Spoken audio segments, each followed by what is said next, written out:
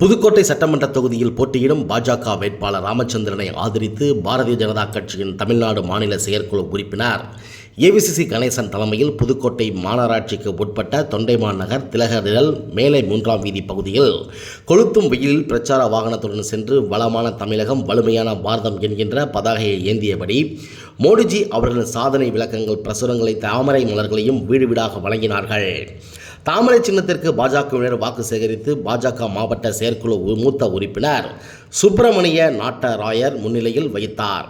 சக்தி கேந்திர பொறுப்பாளர் சிவ இளங்கோ மற்றும் பூத் கமிட்டி உறுப்பினர்கள் கிளை தலைவர்கள் திரளாக கலந்து கொண்டனர்.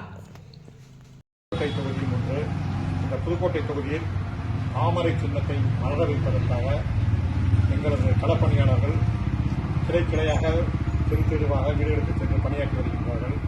இன்னும் 10 தினங்கள் மட்டுமே இருக்கும் நிலையில் அனைவரும் முழு மூச்சுடன் ஈடுபட்டு பாரதிய ஜனதா கட்சிக்கு தாமரை சின்னத்தில் வாக்களித்து வெற்றி பெற செய்ய வேண்டும்.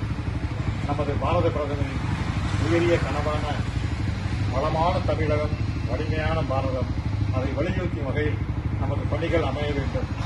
வாழ்க பாரதிய ஜனதா கட்சி, வளர்க மோடியினுடைய தொண்டுகள் என்று கூறி புதுக்கோட்டை மாவட்ட பாரதிய ஜனதா கட்சியின் சார்பில் மாவட்ட செயற்குழு